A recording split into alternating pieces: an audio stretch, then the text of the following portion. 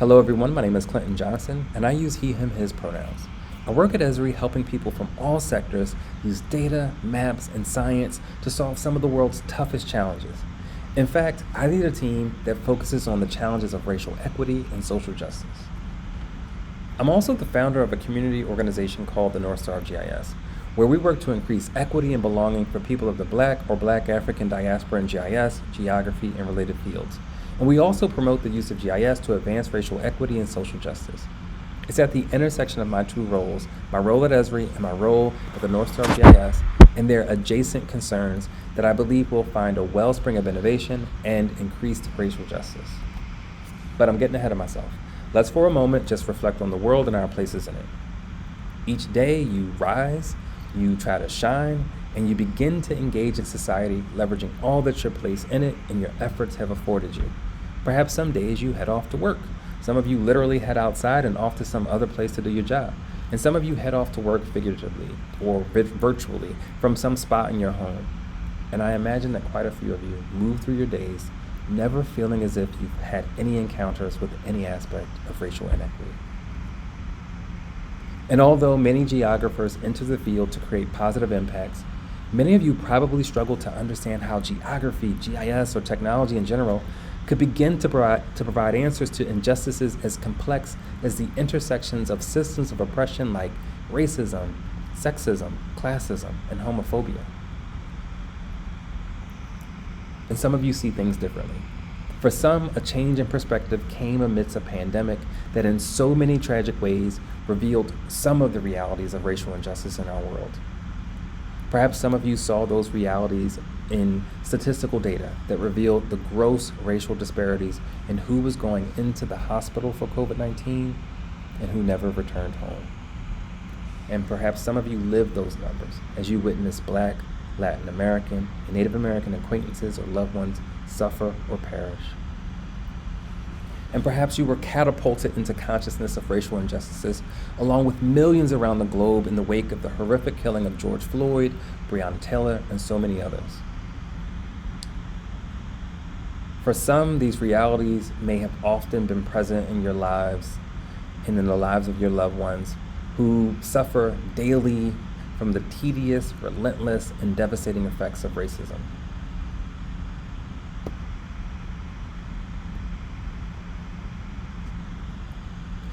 And some see the paths connecting policies like redlining, zoning regulations, stop and frisk, and the war on drugs.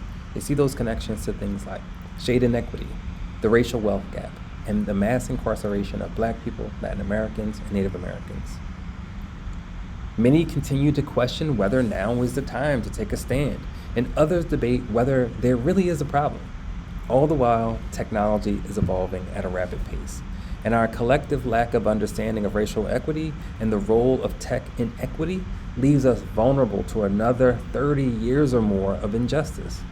Trust and believe that history will record our efforts or lack thereof in this period of reckoning. And each of us will likely have to explain our place in this moment to future generations. But let me just talk about my own story, for instance. So growing up in Philadelphia, everyone in my neighborhood was Black. My elementary school was at the border of all Black and all Latin American neighborhoods, and that was reflected in the student population.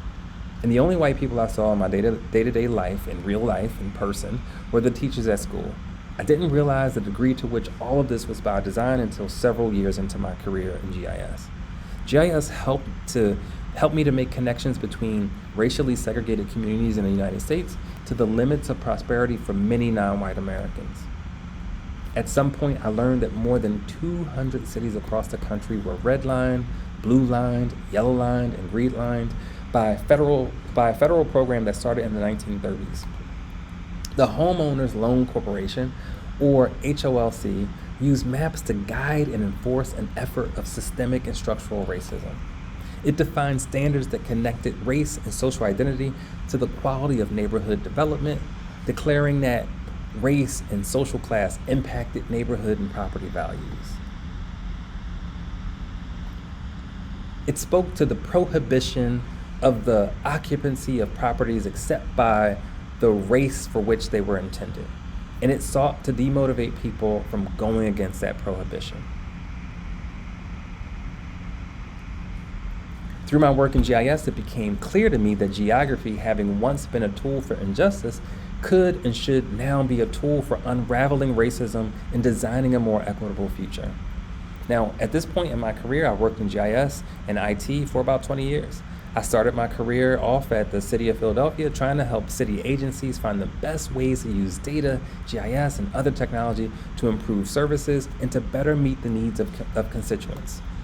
And throughout that journey, I have often been one of very few Black technologists, especially Black GIS professionals, engaged in that work, even when the challenge is centered on the needs and experiences of Black communities. And even though Philadelphia has a 40+% Black population. And now moving from local government tech to mainstream tech industry tech has meant that before the North Star of GIS, I saw even fewer Black people and people from other underrepresented groups in the course of my work. And honestly, I've heard about just about every reason for that except racism. This discomfort with naming racism has made it harder to engage in conversations about racial equity and racial justice.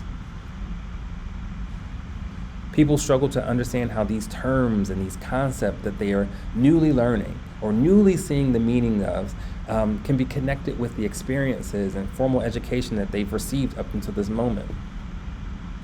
There are times when people completely sidestep the conversations about racial equity and social justice, or they completely sidestep the critical racial part of those conversations. People who may have been guided to avoid these discussions about race and racism their entire lives may just not always feel comfortable talking openly about race or racial injustice. They may struggle to find the right words to use to confront racism and to do that intersectionally. And some struggle to be heard when sharing perspectives and sharing lived experiences and trying to provide their expertise in the subject of race and racism. So as we try to increase commitment and actions towards racial justice, many feel hesitant to cross those lines. They feel that society has drawn those lines, and some people want to be allies, but in some ways they still require the help of marginalized folks to guide them across those lines. And some want to finally find belonging and have their experiences and their perspectives centered, but they face so many barriers to equity and justice. So for the past few years, I worked to provide, through my two roles, tools and resources to make all of that just a little bit easier for us to do, easier to talk about, easier to engage with. And Geography 2050 Towards a More Equitable Future marks a moment when the American Geographical Society, its members, and the participants in this important event decided to cross that threshold.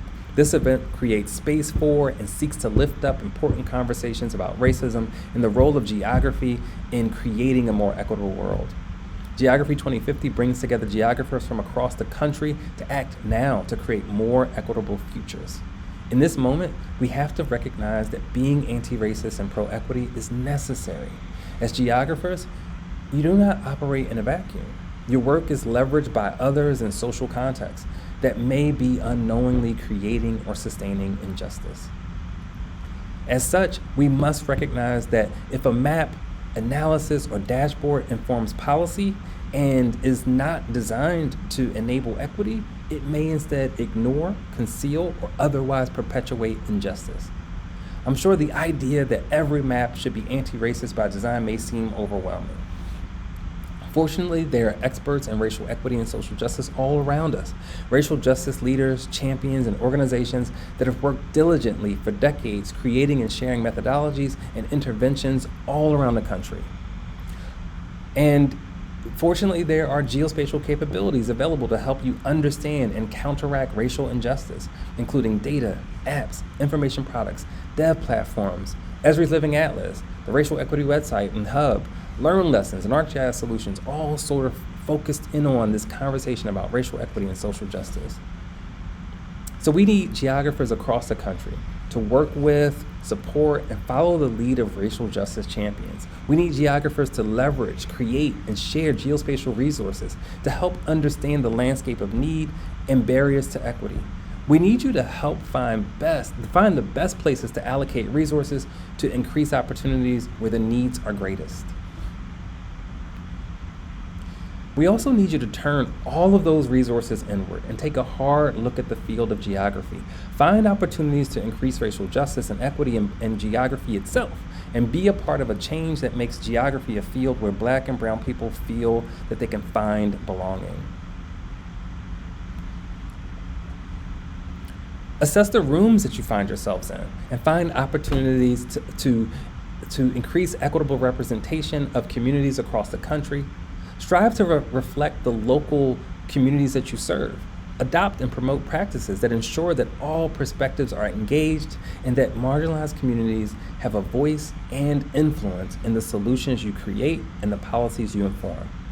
It isn't easy to do either of these things. To be anti-racist and equitable in your approach to mapping, analysis, and storytelling, to be anti-racist and equitable in the ways that you build, engage, and support your teams. The times we live in and the future generations need us to do this challenging work. So tap into Esri's geospatial resources. Learn from and support racial justice leaders and organizations all around you. Partner with organizations like the North Star of GIS to learn and execute positive practices for advancing intersectional racial justice, equity, and belonging. Combine these resources with your own interests, your expertise, and your profession to ensure a more equitable future. I really don't mean to make this all sound easy.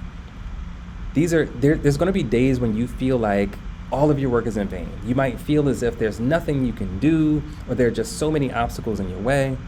You will get tired or saddened, and you will feel like giving up.